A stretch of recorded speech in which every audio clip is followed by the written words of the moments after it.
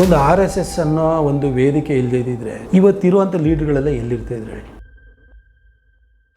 ಯೋಗಿ ಬಿಟ್ಟರೆ ಇಷ್ಟು ಎನ್ಕೌಂಟರ್ ಮಾಡಿಸೋ ತಾಕತ್ತಿರೋ ಇಂಡಿಯಾದಲ್ಲಿ ಇನ್ನೂವರೆಗೂ ಯಾವನು ಹುಟ್ಟಲೇ ಇಲ್ಲ. ನೀವೇನಾದ್ರು ಎಸ್ ಅಂತ ಹೇಳಿದ್ರೆ ನನ್ನ ಮನೆ ಹಾಳಾಗುತ್ತೆ ಅಂತಂದು. ಹಾಗೆ without RSS BJP is nothing ಅಷ್ಟೇ.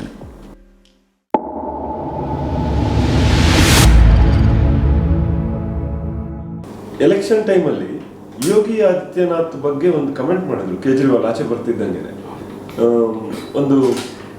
ಒಂದು ಎಲೆಕ್ಷನ್ ಮುಗಿದ ತಕ್ಷಣ ಚೇಂಜ್ ಮಾಡ್ತಾರೆ, ನೋಡ್ತಾ ಇರಿ ಹಿಂಗೆ ಅಂತ ಹೇಳಿ. ನಿಮ್ಗೆ ಏನು ಅನ್ಸುತ್ತೆ ಅದ್ರ ಬಗ್ಗೆ? ಏನದು ಗೇಮ್ ಏನದು? ಈ ಅರವಿಂದ್ ಕೇಜ್ರಿವಾಲು ಈ ಜನರ ಮನಸ್ಸಲ್ಲಿ, ವೋಟರ್ಸ್ ಮನಸ್ಸಲ್ಲಿ ಈ ಥರ ಒಂದು ಅನುಮಾನವನ್ನು ಹುಟ್ಟಾಕಿ ಅದರ ರಾಜಕೀಯವಾಗಿ ಡ್ಯಾಮೇಜ್ ಮಾಡುವಂಥ ಕೆಲಸವನ್ನು ಮೊದಲಿಂದ ಮಾಡ್ಕೊಂಡ್ಬಂದಿದ್ದಾರೆ. ಅದೇ ಡ್ಯಾಮೇಜನ್ನು ಅವತ್ತು ಮಾಡಿರು. ಆದರೆ ಉತ್ತರ ಪ್ರದೇಶದಲ್ಲಿ ಕಾರಣಾಂತರಗಳಿಂದಾಗಿ ಕೆಲವು ಕ್ಯಾಸ್ಟ್ ಕಾಂಬಿನೇಷನ್ ಅದರದ್ದು ವ್ಯತ್ಯಾಸಗಳಿಂದಾಗಿ ನಾವಲ್ಲಿ ಸೋತಿದ್ದೀವಿ, ಕಡಿಮೆ ಸೀಟ್ ತೊಗೊಂಡಿದ್ದೀವಿ. ಅದರಲ್ಲಿ ಅರವಿಂದ್ ಕೇಜ್ರಿವಾಲ್ ಮಾಡಿದ ಡ್ಯಾಮೇಜು ಕೂಡ ಅದರಲ್ಲಿ ಒಂದು ಇಲ್ಲ ಅಂತಲ್ಲ.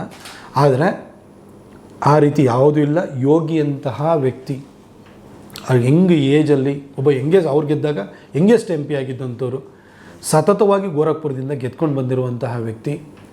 ಹಾಗೆಯೇ ಉತ್ತರ ಪ್ರದೇಶಕ್ಕೆ ಕಳೆದ 7 ವರ್ಷಗಳಿಂದ ಅತ್ಯುತ್ತಮ ಲೀಡರ್ಶಿಪ್ಪನ್ನು ಕೊಟ್ಟಿದ್ದಾರೆ. ಅಲ್ಲಿರುವಂಥ ಡಕಾಯಿತರುಗಳಿರ್ಬೋದು, ಈ ರೌಡಿಗಳಿರ್ಬೋದು, ಮಾಫಿಯಾ ಇರ್ಬೋದು, ಮುಸ್ಲಿಂ ಬಾಹುಳ್ಯ ಇರ್ಬೋದು, ಬೇರೆ ಯಾವ ರಾಜ್ಯದಲ್ಲೂ ಆ ಥರ ಕಾಣಲಿಕ್ಕೆ ಸಾಧ್ಯ ಇಲ್ಲ. ಅಂಥ ರಾಜ್ಯದಲ್ಲಿ ಇವತ್ತು ಕಾನೂನು ಸುವ್ಯವಸ್ಥೆಯನ್ನು ತಹಬಂದಿಗೆ ತಂದಿದ್ದಾರೆ ಅಂತಂದರೆ ಯೋಚನೆನ ಮಾಡಿ. 350ಕ್ಕಿಂತ ಹೆಚ್ಚು ಎನ್ಕೌಂಟರ್ ಮಾಡಿದ್ದಾರೆ. ಇಷ್ಟು ಎನ್ಕೌಂಟರ್ ಮಾಡಿಸೋ ತಾಕತ್ತಿರೋ ಇಂಡಿಯಾದಲ್ಲಿ ಇನ್ನೂವರೆಗೂ ಯಾವನು ಹುಟ್ಟಲೇ ಇಲ್ಲ. ಯೋಗಿ ಬಿಟ್ಟರೆ ಇಷ್ಟು ಒಂದು ರಾಜ್ಯದ ಕಾನೂನು ಸುವ್ಯವಸ್ಥೆಯನ್ನು ತಹಬಂದಿಗೆ ತರೋದಕ್ಕೋಸ್ಕರ 350ಕ್ಕಿಂತ ಹೆಚ್ಚು ಎನ್ಕೌಂಟರ್ಗಳನ್ನ ಮಾಡಿಸಿರುವಂಥ ಇನ್ನೊಬ್ಬ ಲೀಡ್ರನ್ನ ಈ ಭಾರತ ನೋಡೇ ಇಲ್ಲ. ಒಂದು RSS ಅನ್ನೋ ಒಂದು ವೇದಿಕೆ ಇಲ್ಲದೇ ಇದ್ದಿದ್ರೆ ಇವತ್ತಿರುವಂಥ ಲೀಡ್ರ್ಗಳೆಲ್ಲ ಎಲ್ಲಿರ್ತಾ ಇದ್ರೆ.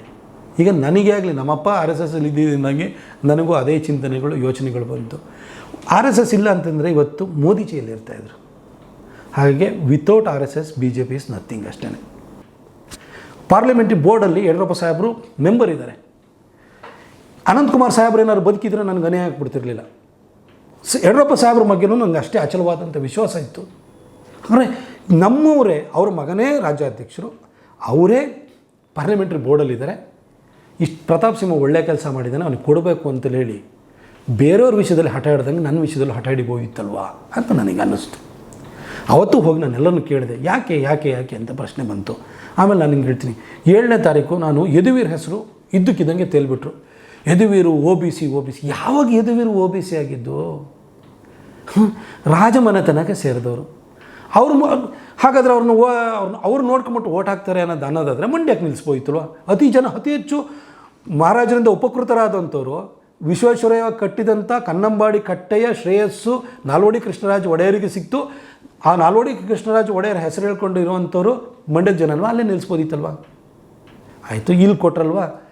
ಕೊಡೋದಕ್ಕೆ ನಾನು ಅವತ್ತು ಯದುವೀರವ್ರನ್ನೂ ಕೇಳಿದ್ದೆ. ಯದುವೀರವರು 1 ತಿಂಗಳಿಂದನೂ ಕೂಡ ಹೇಳಿದರು, ನನಗೆ ರಾಜಕೀಯದಲ್ಲಿ ಇಂಟ್ರೆಸ್ಟ್ ಇಲ್ಲ ಅಂದರು. ನಾನು ಡೈರೆಕ್ಟಾಗಿ ಕಾಲ್ ಮಾಡಿದೆ, ಅವ್ರ ತಾಯಿಗೂ ಕಾಲ್ ಮಾಡಿದೆ. ನೀವು ನಿಲ್ತೀರ ಅಂತ ನಿಜವಾಗ್ಲೂ ಇಂಟ್ರೆಸ್ಟ್ ಇತ್ತು ಅಂದರೆ ಹೇಳಿಬಿಡಿ, ನನಗೆ ಅವಮಾನ ಆಗೋದು ಬೇಡ ಅಂತಂದೆ. ಆಗ ಇಲ್ಲ ಒಂದು ಕಾಂಕ್ರೀಟ್ ಪ್ರಪೋಸಲ್ ಬರಲಿ, ಆಮೇಲೆ ನೋಡ್ತೀನಿ ಅಂತ ನಾನು ಅದಕ್ಕೆ ಹೇಳಿದೆ. ಯದುವೀರವ್ರಿಗೆ ಹೇಳಿದೆ, ನೀವೇನಾದ್ರು ಎಸ್ ಅಂತ ಹೇಳಿದ್ರೆ ನನ್ನ ಮನೆ ಹಾಳಾಗುತ್ತೆ ಅಂತಂದೆ. ನಿಮ್ಮನ್ನು ಇಟ್ಕೊಂಡು ಪಾಲಿಟಿಕ್ಸ್ ನಡೀತಾ ಇದೆ ಅಂತಂದೆ. ಆಗ ಇಲ್ಲ ಹಾಗಾಗಕ್ಕೆ ಬಿಡಲ್ಲ ಅಂದರು. ಅದಾದಮೇಲೆ ಟಿಕೆಟ್ ಅನೌನ್ಸ್ ಆಯಿತು, ಅವರಿಗೆ ಅನೌನ್ಸ್ ಆಯಿತು. ನಾನು 1 ವರ್ಷದಿಂದ ತಯಾರಿ ಮಾಡ್ತಿದ್ದೆ ಅಂತ ಅಂದರು. ಇದು ನ್ಯಾಯನ ನೀವು ಹೇಳಿ? ನಿಮ್ಗೆ ಆ ಟಿಕೆಟ್ ಬೇಕು ಅಂತಂದರೆ ಕೇಳ್ಕೊಳ್ಳಿ. ನಿಮಗೆ ಬೆಂಗಳೂರಿನಲ್ಲೇ ನಿಂತ್ಕೊಂಡು ಎಲ್ಲ ಮಹಾರಾಜರದ್ದೇ ಅಲ್ವಾ? ಟಿಪ್ಪು ಸುಲ್ತಾನನ್ನು ಸೋಲಿಸಿದವ್ರು ಯಾರು? ಸಾಮ್ರಾಜ್ಯ ಪಡ್ಕೊಂಡವರು ಮಹಾರಾಜರಲ್ವಾ? ಆಯಿತು, ನಿಮ್ಮದೇ ಅಲ್ವಾ ಸಾಮ್ರಾಜ್ಯ? ತುಂಗಭದ್ರಾ ನದಿಯಿಂದ ಈಚೆಗೆ ಯಾವ ಕ್ಷೇತ್ರನೂ ನೀವು ನಿಂತ್ಕೋಬೋದು. ಒಬ್ಬ ಒಳ್ಳೆಯ ಕೆಲಸ ಮಾಡೋದು. ಅವರು ರಾಜ, ನಾನು ಪ್ರಜೆ ಆದವನು ರಾಜನ ಹತ್ರ ನ್ಯಾಯ ಕೇಳಲಿಕ್ಕೆ ಕಾಲ್ ಮಾಡಿದೆ. ರಾಜನಿಗೆ ಪ್ರಜೆಯ ಸೀಟ್ ಬೇಕು ಅಂತಂದರೆ ಏನೂ ಮಾಡೋಕ್ಕಲ್ಲ, ಬಿಟ್ಬಿಟ್ಟೆ.